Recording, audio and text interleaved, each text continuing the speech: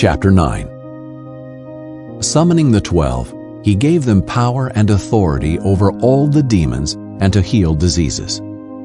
Then he sent them to proclaim the kingdom of God and to heal the sick.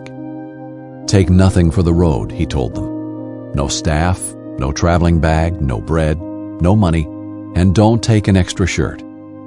Whatever house you enter, stay there and leave from there. If they do not welcome you when you leave that town, shake off the dust from your feet as a testimony against them. So they went out and traveled from village to village, proclaiming the good news and healing everywhere. Herod the Tetrarch heard about everything that was going on. He was perplexed, because some said that John had been raised from the dead, some that Elijah had appeared, and others that one of the ancient prophets had risen. I beheaded John, Herod said, but who is this I hear such things about? And he wanted to see him. When the apostles returned, they reported to Jesus all that they had done. He took them along and withdrew privately to a town called Bethsaida. When the crowds found out, they followed him. He welcomed them, spoke to them about the kingdom of God, and healed those who needed healing. Late in the day, the 12 approached and said to him, "Send the crowd away, so that they can go into the surrounding villages and countryside to find food and lodging, because we are in a deserted place here." "You give them something to eat," he told them. "We have no more than 5 loaves and 2 fish," they said, "unless we go and buy food for all these people." For about 5,000 men were there. Then he told his disciples, "Have them sit down in groups of about 50 each." They did what he said and had them all sit down.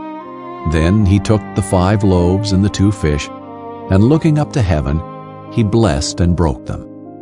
He kept giving them to the disciples to set before the crowd. Everyone ate and was filled. They picked up 12 baskets of leftover pieces. While he was praying in private and his disciples were with him, he asked them, "Who do the crowds say that I am?" They answered, "John the Baptist, others, Elijah, still others, that one of the ancient prophets has come back."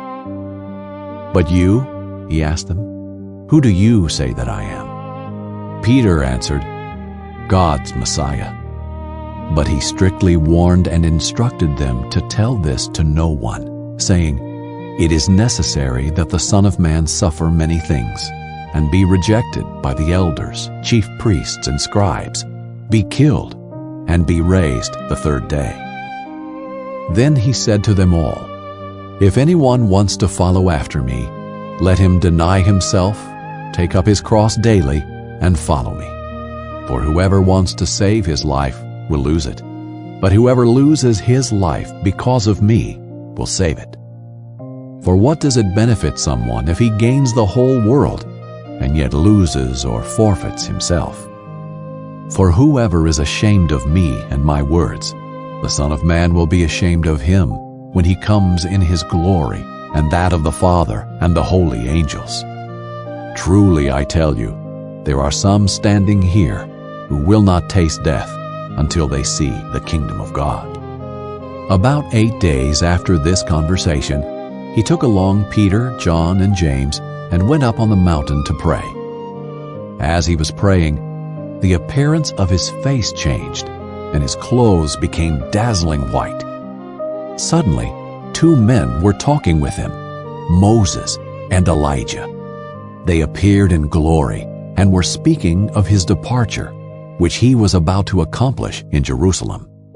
Peter and those with him were in a deep sleep, and when they became fully awake, they saw his glory and the 2 men who were standing with him. As the 2 men were departing from him, Peter said to Jesus, "Master, it's good for us to be here.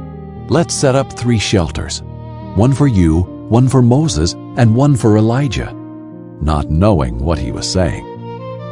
While he was saying this, a cloud appeared and overshadowed them. They became afraid as they entered the cloud. Then a voice came from the cloud saying, "This is my Son, the chosen one. Listen to him." After the voice had spoken, Jesus was found alone. They kept silent, and at that time told no one what they had seen. The next day, when they came down from the mountain, a large crowd met him. Just then a man from the crowd cried out, "Teacher, I beg you to look at my son, because he's my only child. A spirit seizes him. Suddenly he shrieks, and it throws him into convulsions until he foams at the mouth, severely bruising him. It scarcely ever leaves him. I begged your disciples to drive it out, but they couldn't." Jesus replied, "You unbelieving and perverse generation, how long will I be with you and put up with you?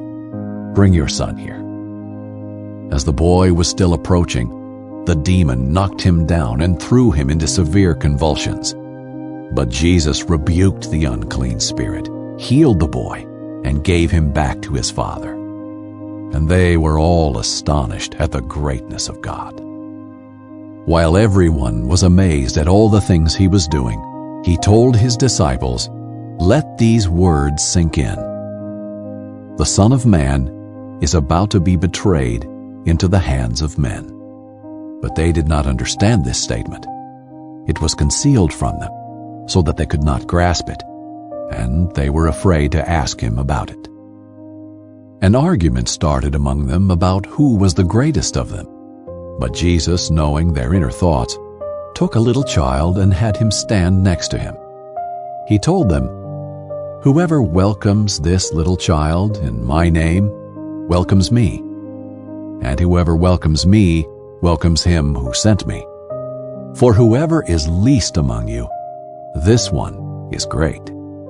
John responded, "Master, we saw someone driving out demons in your name, and we tried to stop him because he does not follow us."